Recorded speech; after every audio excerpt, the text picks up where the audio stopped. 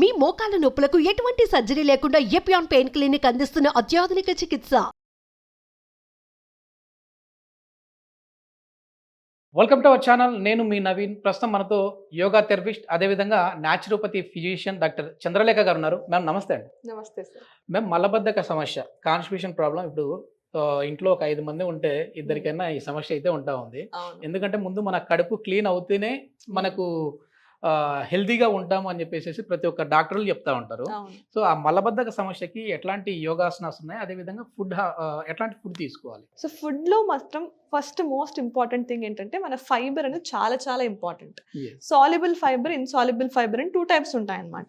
Soluble fibre అయినా insoluble fibre అయినా మనం ఖచ్చితంగా మన డయట్ లో అట్లీస్ట్ ఎవ్రీడే ఇంక్లూడ్ చేసుకొని తీరాలన్నమాట.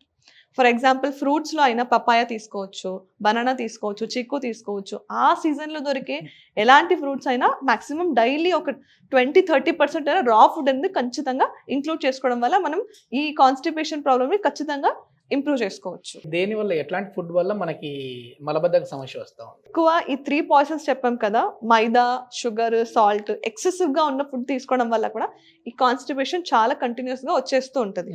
ఇది ఒక లాంగ్ టర్మ్ ప్రాబ్లమ్గా కన్వర్ట్ అవ్వకంటే ముందే మనం షార్ట్ టర్మ్గా ఈజీగా ఇంట్లోనే ఎఫెక్టివ్ మెథడ్స్ ఫాలో చేసుకుంటూ ఇంప్రూవ్ చేసుకోవచ్చు కాన్స్టిపేషన్ ని. ఆసనాస్ ఏమున్నాయి? Yeah, definitely. ఇప్పుడు ప్రాక్టీస్ చేద్దాము. సో ఇలా హ్యాండ్స్ 2 ఇంటర్లాక్ చేసుకోండి, స్ట్రైట్ గా నిలబడి 2 చేతుల పైకి లేపండి. ఇప్పుడు నిదానంగా శ్వాస తీసుకుంటూ ఇలా యాంకిల్ రైజ్ చేయండి. ఇలా హోల్డ్ చేద్దాం ఒక 5 to 10 seconds.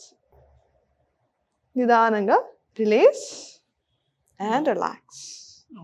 ఇదేం చేయొచ్చు అంటే జనరల్ గా మనం మార్నింగ్ లేచిన వెంటనే ఒక 2 to 3 glasses ఆఫ్ వాటర్ తీసుకుంటాం, వార్మ్ గ్లాసెస్ ఆఫ్ వాటర్ తీసుకొని బాగా ఫుల్, ఎప్పుడు కడుపు ఫుల్ అయింది అని అనిపించిన వెంటనే ఇలా హ్యాండ్ ఇంటర్లాక్ చేయడం స్టార్ట్ చేయడం. ఇలా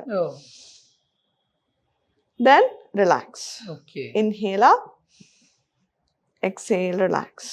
ఇలా చేయడం వల్ల ఏంటంటే మనకి కడుపులో ఉన్న అన్ని పెరిస్టాలిటిక్ మూవ్మెంట్స్ బాగా ఇంప్రూవ్ అవ్వడానికి హెల్ప్ అవుతుంది అనమాట. ఆల్రెడీ వాటర్ తాగుంటాం కాబట్టి ఇనఫ్ అమౌంట్ ఆఫ్ ప్రెషర్ ఉంటుంది.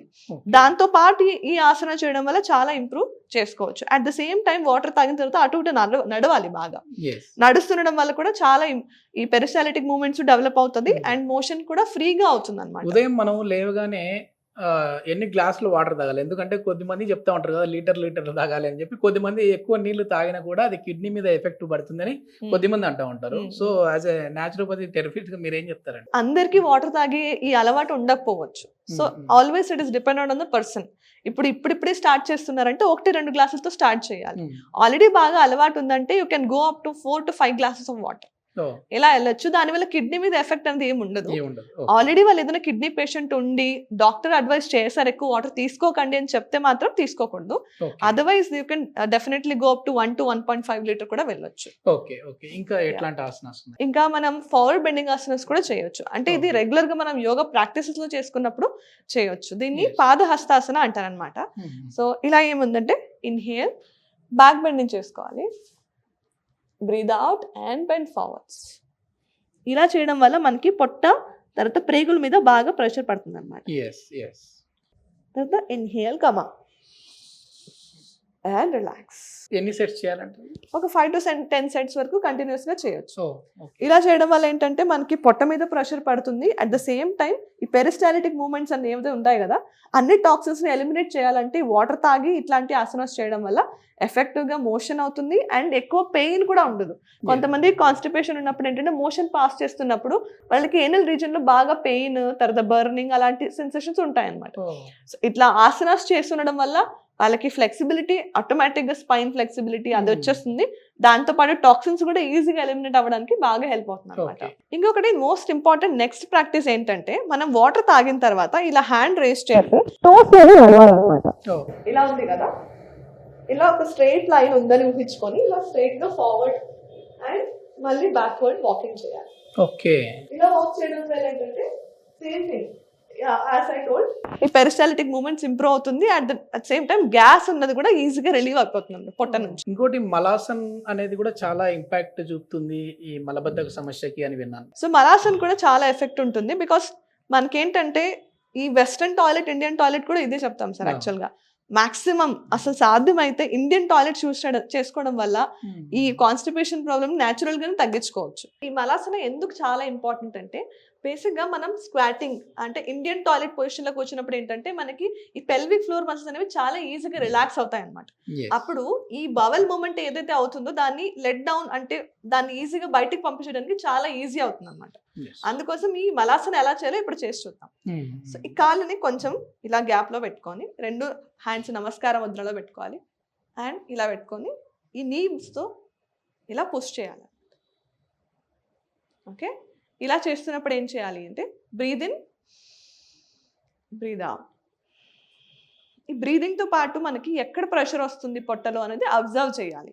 సో ఎలాంటి అదర్ థాట్స్ లేకుండా మన పొట్ట మీదనే మనం కాన్సన్ట్రేషన్ చేయాలి. At the same time breathe in breathe out అంటే మన బ్రీదింగ్ మీద ఎక్కువ ఫోకస్ పెట్టాలి.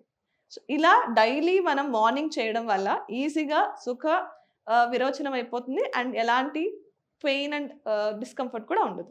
ఓకే, అది లార్జ్ ఇంటెస్టైన్ మీద కూడా మనకి ఎఫెక్ట్ చూపుతుంది కదండి. పెరిస్టాలిటిక్ మూమెంట్స్ ఈజీగా అవుతుంది అండ్ పెయిన్, ఇన్ఫ్లమేటరీ థింగ్స్ ఎవరికైతే పైల్స్, ఫిస్టులా ఉంటుందో వాళ్ళు కూడా ఈజీగా చేయడం వల్ల రిలీవ్ చేసుకోవచ్చు. ఇప్పుడు ఎక్కడ చూసినా కూడా ఇండియన్ టాయిలెట్స్ కనపడట్లేదు, మొత్తం అంతా వెస్టర్న్.